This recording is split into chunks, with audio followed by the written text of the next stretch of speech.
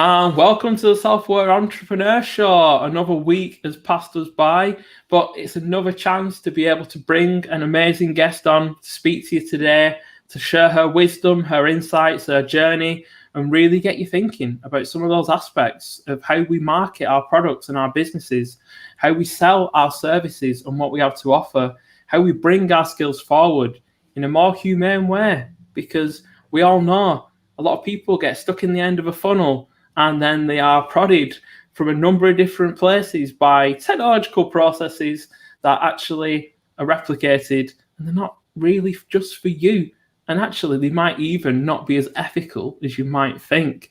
So join me today is the wonderful Karen Weber of Goodness Marketing, and she's bringing the goodness back into business. We're actually looking at human marketing, how we actually use the psychology of how we market and how we sell in a positive way, because there's no doubt that it's been, especially in the past 10 years, it's been used to prod people to buy stuff by constantly telling them, you've got a problem, you've got issues, you've got these negative things, we've got the solution, you buy it from us, we'll sort you out, you're a bad human being, but we'll make you a good human being. And actually, people are getting a bit sick of that. People are getting a bit sick of scrolling the social media feeds and being told, you got a problem, we can fix it. You got a problem, you just got to pay $10,000 to me and I'll make you into whatever you want to be. And ultimately, Karen is on a mission with a group called The Ethical Move to really change that, to actually bring forward the positive human aspects of marketing, because marketing itself is not the issue, it's how it's used. And the ability to empower people to use it more ethically is something that I'm incredibly passionate about, and Karen is leading the charge on that. So Karen, welcome to the show. Thanks, Lee. That was such an amazing introduction. I always get so excited when I speak to other people who share my thoughts on marketing not having to be this horrible thing and can actually be a force for good. Exactly. And we'll all know that, people have this idea that quite often marketing departments are full of people with big sticks trying to poke people into the right direction and herding them like human cattle into the little funnels to be marketed to in specific streams, and client avatars made of stone where they're going to chisel you out and paint a little face on. But ultimately, Karen, you're kind of very much leading the charge, as I alluded to earlier. But can you tell us a little bit more about how it's been for you over the past 18 months as you've been helping clients navigate the challenging times we've faced? Thanks. Yes, I'd love to tell you more about that. Obviously, the last year has been very difficult for all of us, the last 18 months. But since I started my business nearly 4 years ago, I keep meeting small business owners who feel that marketing is something gross.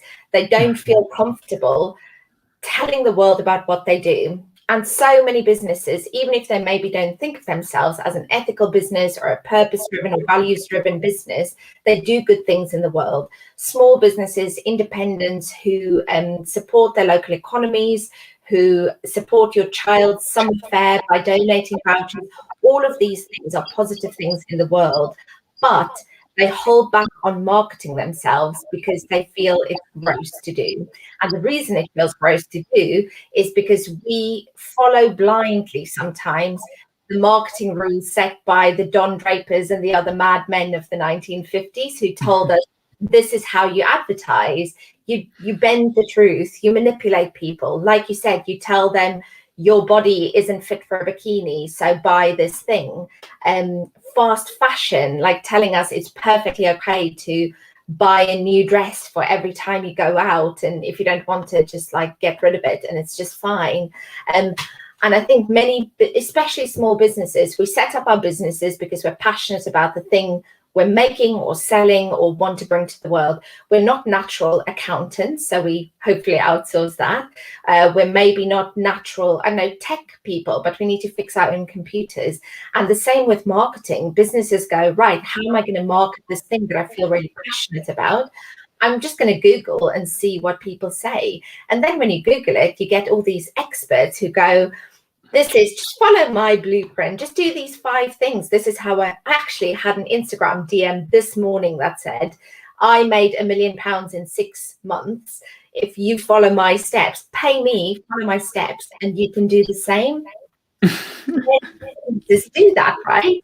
we paid the £3,000 for the course, or 2,999 for the course, because that tricks us into thinking it's cheaper.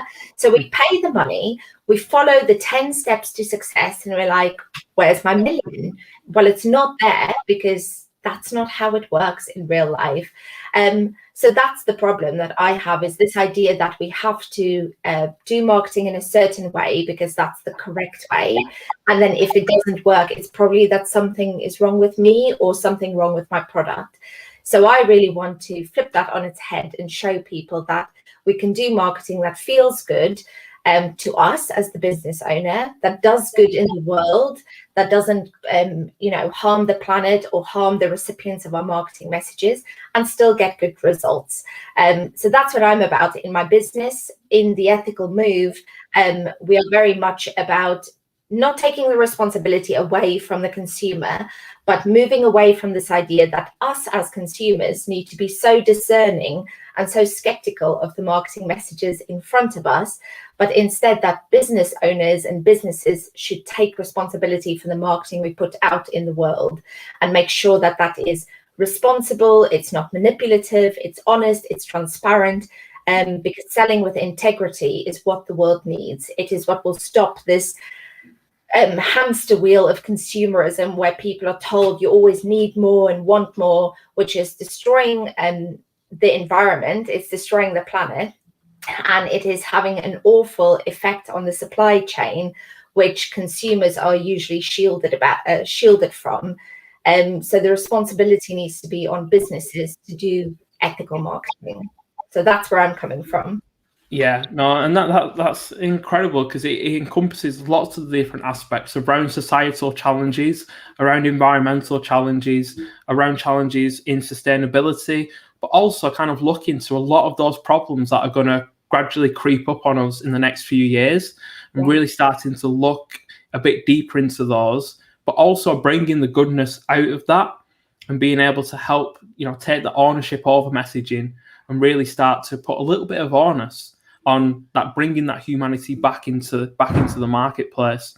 Yeah. So, I just want to kind of touch on that point where, you got that DM this morning, and, we unfortunately know in the industry, there are a lot of people who are willing to sell you a course, give you a series, a structure, a blueprint, or whatever they call it. It probably ends in a 7. And more often than not, these people have never actually applied that. They've actually made 6 figures, maybe even 7 figures, by selling $1,000 courses to people who are, really usually at a transition point in their life where they're setting up their own business and looking to, really build their own business skills. And they do exploit people at that point, which is incredibly frustrating, because ultimately every business is unique. And while there's a lot of value to having a marketing strategy for your unique business, there isn't really a shortcut that you can buy and someone else's blueprint that might have worked for their company 10 years ago, and they've managed to, and still riding that wave of success by selling outdated ideas to other people.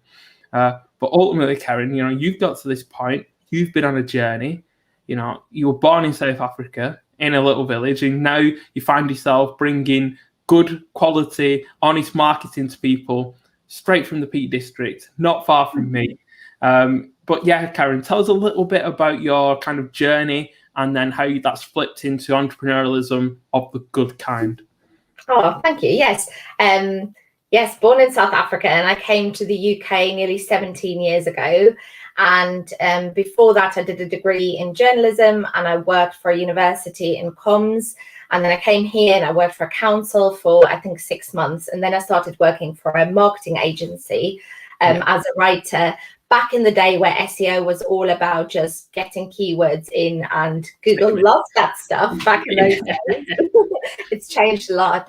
I ended up working for that company for a really long time. I think it was close to 12 years when I finally left. And in that time, I've gone through the ranks as a writer and ended up as a marketing director. But I really wanted to do the kind of marketing that I believed in, which you don't obviously have a say really when you work for an agency in the types of clients you work with or the type of work you do. So I also had 2 young children, so I wanted to be around for them. and took the I leapt into entrepreneurialism. I dipped my toe in by going part-time with work, and then doing a bit of work on the side until I felt confident that I could take that leap into doing it relatively full-time. And that was nearly 4 years ago. And my business has changed a lot since those early days. Really, in hindsight, I would say the best tip for anybody thinking of working for themselves is to early on establish a community around them and people who are on a similar path to them, because I didn't have that at all. I was really like fumbling my way around of, oh, do I need an accountant? I don't know. So I think the sooner you can have that community around you that you can ask questions of, the better. So yeah, I started 4 years ago thinking that I want to make the world a better place through marketing. And in my head then, it looked very much like I will probably help charities. I soon realized that that's not really what I wanted to do in particular, but also that there's so many other ways in which we support businesses. And this is something we talk a lot about in the ethical move, is the power of businesses. And I think just entrepreneurs have a very much entrepreneurial spirit, like a doing spirit. So it's something that they can make a change, and they need to believe that. So so then it's changed. At first I did marketing for people. I delivered actual marketing work, and then that's developed into coaching, training, courses, and supporting people in different ways. It's changed again during the pandemic, of course. Was forced, as so many of us, even though previously I did do coaching via Zoom, I was forced to focus on that in my business, and it's unlocked a lot for me. So I now have the opportunity, like I speak to people all over the world. My furthest away client has been in Australia, who I do marketing work for. So I think for many businesses, it's really expanded our horizons and the way in which we deliver our work and do our marketing as well. Yeah, and I think that a lot of the people that I've spoke to, even some of the people who were quite hyper local in their kind of network, and you're definitely right that peer support as an entrepreneur, when you're setting off on that journey, both as a reference point for where your value is and being able to see where you can start to delegate things out as it grows, but also that ability to have people who've been on a similar journey or are currently going on a parallel path, to just have those moments where you can pause, reflect on what you have achieved, because we entrepreneurs are not the best at looking back and reflecting and seeing what they've done. They're too busy looking, what are the next challenges I'm going to take on? But also for when things are challenging, because I've said this before, I'll say it again. If you're an entrepreneur doing something that's incredibly meaningful, that comes with a lot of responsibility, and that will generate quite a lot of stress at times. And if you are doing something truly meaningful, that's truly making a difference, you will occasionally want to get up on the roof of your office or your home and feel like you're going to jump off, because with that sheer meaning of doing something that is, powerful, that is something that's going to make a difference, that is achieving outcomes for your clients, for your customers, the people that you're looking to impact, there are going to be times when you are frustrated. And there are going to be times when you just need to have someone who's been there, who is there, to just be able to pick up the phone to just go for a coffee with and just download a little bit and just have that kind of that peace. Because I was there as well. 12 years ago I set up a video game business. I set it up in a very insular way, trying to prove people wrong, and I didn't surround myself with other business owners, and not having that reference point, those sounding boards, those places to just offload occasionally, and those people to say this is normal, or no, you need to actually start to think about this in a different way. Probably stunted my growth, but also led me to become a bit isolated in a way that wasn't productive for my own mental health and my own journey. But Karen, what I want to do is, you've obviously had a really colourful journey to get to where you are today, but what are some of the challenges that have really shaped, what you do today with goodness that you've had along that journey? I think a lot of it had to do with self-belief and thinking that because I am not a trained marketer. I have a degree in journalism, and I've been doing marketing for about 15 years. So like many people, I was like, oh, I don't have the paperwork to be tell other people what to do. And that's taken a bit of time for me to become really confident in my own abilities, enough to realize this is what I'm genuinely good at. So that's been a challenge. Probably the biggest one. And I think also coming out of employed life, where you become a little bit institutionalized and go, oh, I've not moved beyond, and I've not been exposed, like you said, exposed to other people who are on similar paths to you. That was definitely a challenge. But I think it's something that is also beneficial in that I because I mistakenly thought, oh, nobody else is doing what I'm doing. Even though I was wrong, it helped me forge my own path and just going, well, I'm a trailblazer. I'm just going to have to do it, how I think. But certainly having that support group now around me, now I have people all around me. I'm part of a few memberships and communities and started a group as well.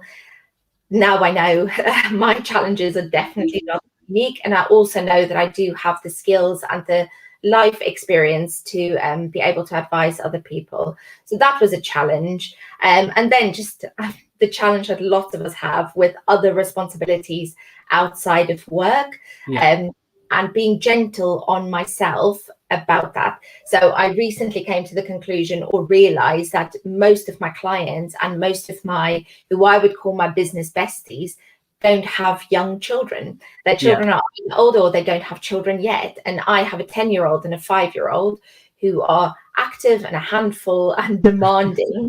And in my head, I think I was working, trying to keep a pace with others who I saw as my peers, without the understanding that, well, they don't have young children. They may have other things in their life, but my challenges are quite particular, and having to be quite gentle with myself, so that I'm realistic with my time and realistic with my energy. And also because I quite like saying yes to things and I like having lots of projects, is getting a handle on that. And another challenge is I've had to be quite organized and set up processes within my business to allow me to deliver the kind of service that I want to do. So I'm not just constantly winging it, but I do actually have like onboarding processes and ways for getting feedback from people, which I've worked on over the last 4 years. And I'm now getting to a point where I'm like, yes, hang on, actually, I am a proper business, which is a good place to have reached.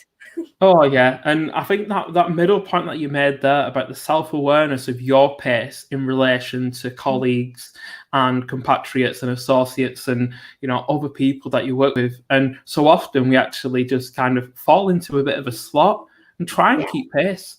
And that kind of comparison can sometimes be incredibly damaging if we're not self-aware enough to actually say, look, I'm in a slightly different lane and I'm just going to swim a little bit slower at the moment.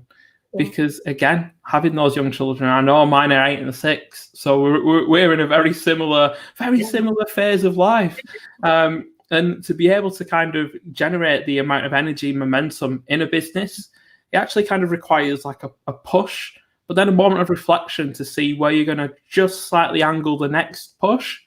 And to be able to do that actually requires you to kind of understand the pace that you're able to travel at. So that you don't end up overstretching yourself into burnout through, overextending. And again, those boundaries around how much do we say yes to. We don't want to limit the opportunities that we have access to, but we also don't want to become, someone who turns up to the opening of an envelope, because ultimately we're not willing to set those boundaries and say no. But what I do want to say, Karen, is, was there a time in your corporate career in marketing where you heard a brief and your head just kind of sunk, where you said, this just isn't me? Did you have that one of those moments, a few of those moments? So many. And it wasn't just here's a brief that I don't agree with or I don't think it's the best way. I think in agency life, I don't know if it's all agencies and I don't know if it's still the case, but I never felt the client's interest was at the forefront, or the recipient of the marketing materials, their best interests were at the forefront. I felt like a cog in a machine that was making money for a select few at the top, and it wasn't the case that I wanted a slice of that. I just felt like this wasn't contributing to the world that I want to live in. And I must say my awareness of that grew a lot after having my children, or after they started like gaining consciousness, where I realized that I'm not building a world, or my life's work isn't contributing to the world that I want to leave behind for them. And I'm not setting a good example in my work, because I want them to find their passion and live their full potential and do stuff that matters in the world. And I was kind of doing like my day job, and then I was doing a bit of activism or community work like outside of work. And I just reached this point where I was like, hang on, why can't my life work? Yeah. Like, why can't this like just be the thing that I do? And that for me was the moment where I realized, hang on, I don't have to, go to industry events and wear a skirt because I'm a girl. And then people, that was an instruction. That there's a moment that I remember where I was told about the dress code for this event we were going to, and the women were told to dress differently, and that was just completely at odds with my values. And I didn't work for a company like that. So it was more a case of like lots of small things, and then this realization that it doesn't have to be this way. And for me, it meant setting up my own business. Yeah, and I think for a lot of people, Karen, that have had the chance to, reflect over this past 12 months, some people have gone on to furlough and slowed down a little bit and started to think about, their legacy, their impact, what they want to leave behind, the imprint they want to leave on the world, the difference that they want to make. For some people, it's been the opportunity to explore different avenues. And for some people, it's actually been a case where they've just slowed down in general, spent more time with family, more time supporting others, volunteering, finding ways to, help people through the pandemic that we've had. That's really opened up their hearts to really kind of access more of that human, authentic identity that they have. There's a lot of people right now who are really looking for a way to express that.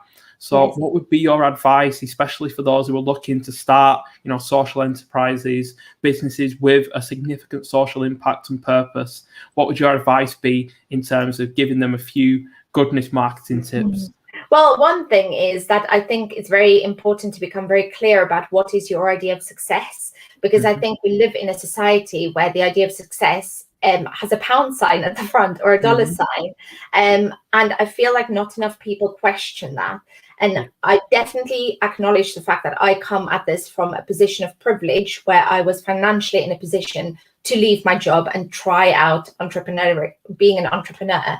But I can now reflect on the fact that for me, success means something totally different now. So when those aspects of comparison come in and you're like, oh, but that person is doing like, I don't know, making this much money or appears to be so successful, I can reflect and go, well, I can pick my kids up from school every day, and that's important to me. I can volunteer in my community. I can go and play tennis on a Wednesday, or, go wild swimming in the Peak District on a Thursday, which my previous career wouldn't have allowed. So I think if you can be very honest with yourself and be clear about what does success look like for you and what is it that you're trying to build, always connecting with your purpose. I tell my clients this with marketing as well, being clear about why you do what you do and what is the impact you want to have in the world.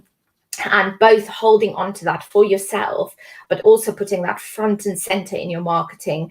Everything you talk about in your marketing should have that foundation of purpose and your values and what you bring to the world.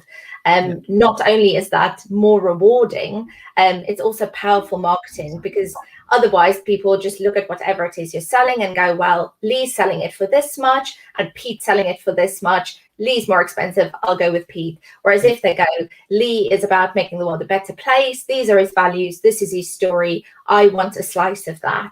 And if this is a completely new concept to you, I would highly recommend you either read the book or watch the TED Talk by Simon Sinek called Start With Why, because it is incredibly powerful, both from a business point of view, a personal point of view, and in terms of marketing. Yeah, no, and that's sound advice. And I mean, for anyone who's in that realm, just that book that helps you to kind of understand that sometimes we live in a world of what, And when you're not able to connect that to the how, and able to connect the how to the why, and actually bring people into the story of why it exists, what it's looking to achieve, and how it does that, and binding those together, but really bringing people into the journey rather than just purchasing a product or a service. Because again, that human relationship building is more than a transaction. And in this world where sometimes we can just get stuck on that very fine level of transaction, especially on social media at times, the ability to dig deeper, as we've seen over the past 12 months, is actually what really binds us together. And you know what? We've been through some turbulence. We've been through what might be looked back on as a bit of a crisis. But for those who dig a bit deeper together and really forge those bonds, you'll find that you're more interconnected than you ever think. And there's a real beauty to bringing that into business. And into marketing. Because then it feels better as well. So I'm all about marketing that feels good. And if people say to me, well, I feel icky selling, it's probably because they're constantly having to go, oh, my thing costs this much, and they feel gross about it, or they have to push down things and they feel resentful about, having to sell things for cheaper than their competitors. Whereas if their marketing is rooted in what they truly care about, what they're truly about, their values, their purpose, then it becomes a joy to share that information with other people. It feels like this here could be argued for me is marketing, because I'm here, I've got my brand sort of halfway behind me. The top half of that says goodness marketing, and I'm presenting myself. I'm talking about my work. This is marketing, but it doesn't feel gross. It feels aligned with my values. It's a joy to talk to you anyway, Lee. But this is how I believe all sorts of marketing should feel. So if people feel like, oh, it's such a drag being on social media, well, question whether the messages you're putting out there and the way in which you interact is aligned with your purpose and your values. Because chances are, if you're having a hard time doing marketing, it's because it's not rooted in your purpose and in your passion. Yeah, and that ability to be able to share that what's inside of you actually so much easier than trying to think outside of the box for crazy post ideas that might attract engagement, that'll give you some vanity metrics, but not the connection with people that you're actually looking for. And that's amazing advice, Karen. And I'd really amplify that out to everybody. So as we come towards the end of the show, Karen, what I want to know is what's coming in the future for yourself and for Goodness Marketing.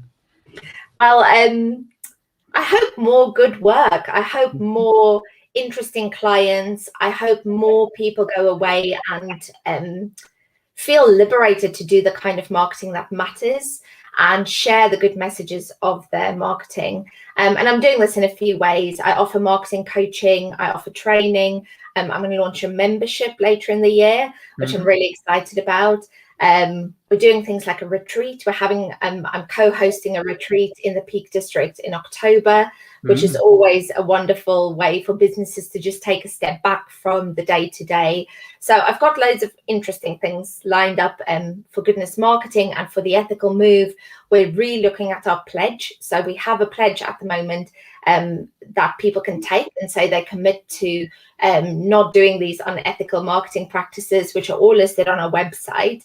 But we're re-looking at our pledge to make it more of because at the moment it's quite tactical. It's saying things like you won't use charm pricing, but we want to make it a bit more intentional so that people don't get too hung up on the ideas that, oh, I can't do this or I can't do that, but more the idea of being transparent in their marketing, not manipulating people, selling with integrity, leveling the playing field.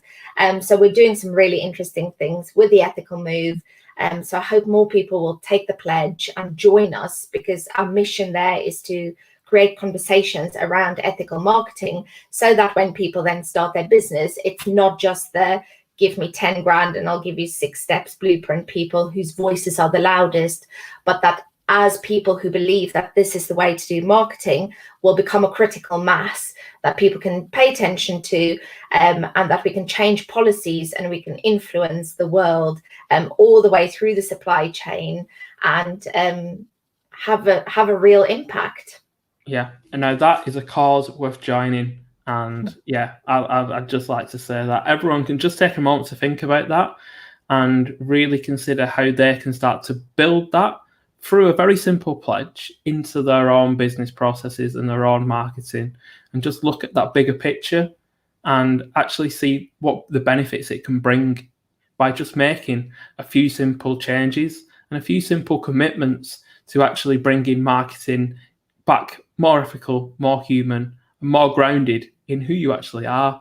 So, Karen, where can we find out more about goodness and more about yourself? So my website's goodnessmarketing.co.uk. I have a free Facebook group for businesses who want to do marketing in a different way, and it's called Marketing for Goodness Sake.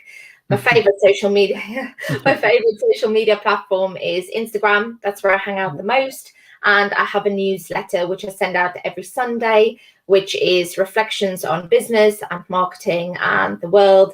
And it always has some juicy tips as well as social media prompts so that you don't have to think about it throughout the week. There we go. And that again, get signed up to that. Just drop into your mailbox and it'll be one of those that you actually open because you'll be like, some real value here, rather than a lot of the spam we continually get trying to sell us stuff that we don't need. And what I want to do, Karen, is just ask you one final question before we leave the audience today. And it's got to be this. Someone who's listening gets one of those DMs into the Insta mailbox saying that, the 10 prime steps to marketing your product 2021 with ex-guru who has 1 million followers, and ultimately the price today, if you buy it in the next 27 seconds, is only $2,997. What should that person do when they get that email? Run in the opposite direction. But more seriously, just take a moment and be a bit discerning. Ask yourself, is this aligned with my why? Is this who I am? I think most people will not fall for that. I like to think most people will not fall for that. I like to think that those tactics have become so mainstream that we're all just like lots of pop-ups on websites as well. We're just a bit like, oh, well, that's nonsense. And speak up about it. Join the conversation. Share your best practices. Tell others about it so that as you go up the mountain and you look at the people who've already reached the top, you're also helping others up along the way, who maybe just are starting out on their journey and think that is the norm.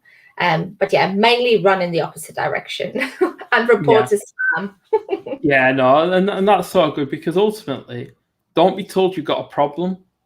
No. Reflect and see if there's someone who can assist you, and find someone who you can build a relationship with, and you actually have those same values. It becomes a pleasure working with people in that situation. And they're often not trying to sell you some videos of them, but they'll actually speak to you and get to know you, get to know your business, and then be able to give you strategic advice that is for you. That's not just another, cookie cutter blueprint. And that's where the real value comes, because those same connections are often people who can really help give you feedback, become a bit of a sounding board for your business, and you actually start to almost build yourself a little board of people for you. And that is that peer support. In another amazing way, as lots of small independent businesses who work ethically start to work together, build that momentum, forge that collaboration, and build something that is a lot bigger than the sum of its parts. So I'm excited about the future. And it's been It's about going to your gut, isn't it? It's about, I think that's the thing. We've been told not to trust our instinct because marketing tells us you're not enough, you're not good enough. And totally, as a business owner, go with your gut. If you get a message like that and it feels wrong, it probably is wrong for you.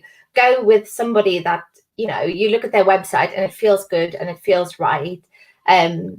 Totally trust your gut. Marketing or whatever might not be your forte and your specialism, but if it feels wrong, something is amiss. So go with what feels good to you.